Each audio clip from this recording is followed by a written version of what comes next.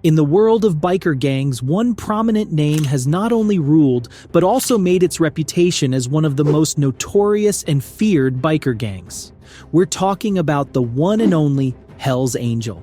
These angels of hell have ruled the streets of the United States and Canada on their Harley-Davidson motorcycles. They're undoubtedly one of the most dangerous motorcycle gangs, and their leaders and members are extremely violent. So today, let's dive a little deeper and see the ones behind this notorious biker gang. Let's get started. Hell's Angels earned its troublesome reputation in 1948 after it was founded in California. Back then, being troublesome had a different definition, and it was just a normal biker gang. But over the years, under the leadership of new gang leaders, the Hell's Angels started getting involved in criminal activities. From muggers to even murderers, there are all kinds of members who've dedicated their lives to Hell's Angels. Today, the biker gang isn't just some normal gang, but a whole community with great influence that can easily counter law enforcement, who've been working non-stop for decades to dismantle it. But even after all the efforts, the gang continues to operate like an unstoppable force. Running a gang with such status is a challenging task, and some great and ruthless minds have to handle the complexity of the everyday situation. On top of it, in the world of gangs, a leader's life is always at risk, not just from rival gangs, but also within their own community. Some may want to overthrow you and take your place, or others might just hold a grudge against you, but the danger lurks everywhere. So, who are these people that have made the Hell's Angels one of the most notorious? Where did they come from? What's their motive? There are so many questions, and all the answers lie within the lives of these feared gang members. Let's start with Frank Hanebuth. Frank Armin Hanebuth, or just Frank Hanebuth, is known to be the leader of all Hell's Angels in Europe. He's the big boss of all the angels and controls the entire community.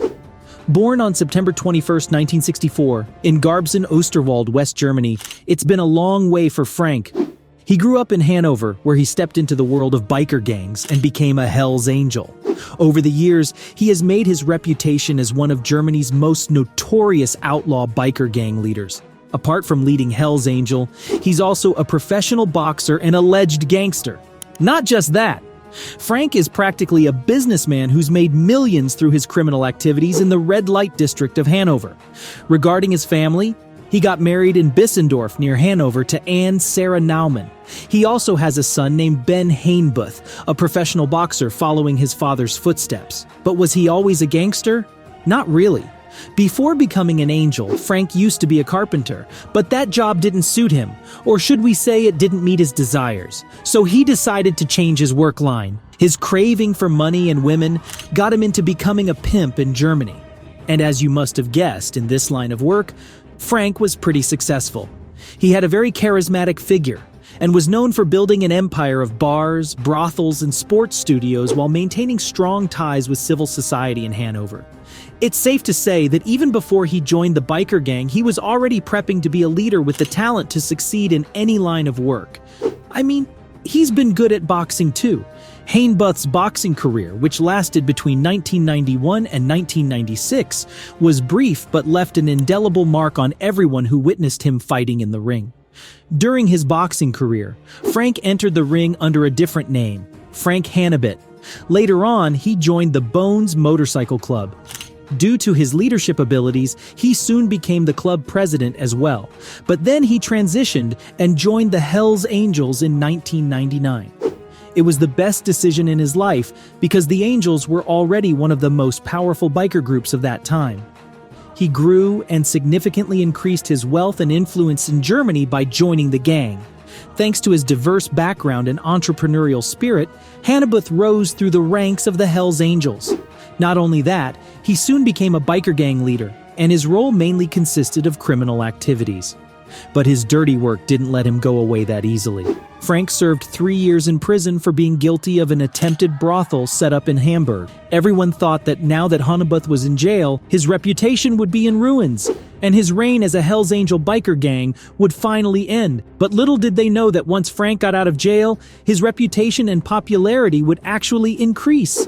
The biker community welcomed him back with open arms.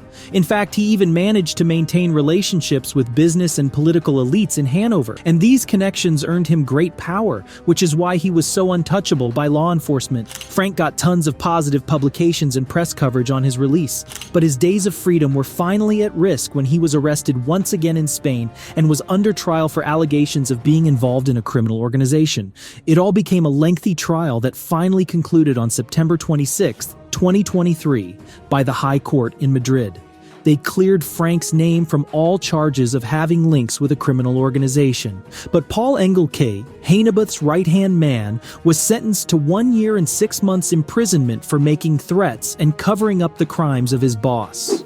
With the end of the prolonged trial, Frank was finally back in business, ready to do what he was good at. Right now, his influence all over Germany and the angel community is no less than a king ruling an entire country. And that makes him one of the most influential and feared Hells Angels. But then there are some other angels who are as feared as Frank. Maurice Boucher, Maurice Mom. Boucher is another notorious crime boss, murderer, and notable figure in Quebec who ruled the Hells Angels. He was born in Kozapskal, Quebec. Maurice wasn't just any member of the biker gang, he also rose to power within the group and became the head of the Quebec section of the organization. Boucher was famous for his heinous crimes like drug trafficking and murder. During his reign, he brought terror and violence to the region. He showed no mercy to his rival gangs. Unlike other outlaws, his section was never peaceful. He led the gang's Nomads chapter and fought against rival gangs. His actions resulted in countless deaths and instability in Quebec. During his time as a Hells Angel, Boucher was highly active in the Quebec Biker War. It was one of the most prolonged and deadliest wars ever occurring among the biker community. All of this lasted for over 8 years and caused more than 160 deaths. Boucher's existence itself meant death for everyone around him. But like everything, he also had an end. He died in jail at the age of 69. Apparently, he had throat cancer when he was serving his time in prison for ordering the murders of prison guards Pierre Rondeau and Diane Levine during the late 1990s. He was also found guilty and sentenced to life imprisonment with no parole for at least 25 years. Not only that, he also faced additional charges for conspiring to assassinate Reynald Desjardins. Boucher tried to live up to his reputation till his last breath. He even attempted to murder another prison guard, Robert Corvo, but failed to do so. His ruthless leadership traumatized the region and became a dark chapter in Quebec's history. Yves Apache Trudeau, better known as Apache or the Mad Bumper, was another notorious hitman guilty of several deaths. He was a member of the Hells Angel Montreal chapter and undoubtedly one of the most dangerous members ever in the history of the biker gang. He was the death of the Hells Angel organization. It's said that he was fearless and a man whose methods of killing had always been the most violent. His experience in explosives earned him the reputation of the Mad Bumper. This skill allowed him to assassinate his targets in numerous ways. No wonder his ruthlessness and violent nature left a trail of blood on the streets of Quebec. According to the reports, he took the contracts for several outlaw motorcycle clubs, including Hells Angels, and worked for them as their hitman to put down the troubling people for the organization. Trudeau began his reign of terror in the late 1960s when he joined the Popeye Moto Club. It was one of the most violent motorcycle clubs of that time that was continually involved in drug trafficking and murder. During this era, he gained fame for his brutality and perfect kills on every contract.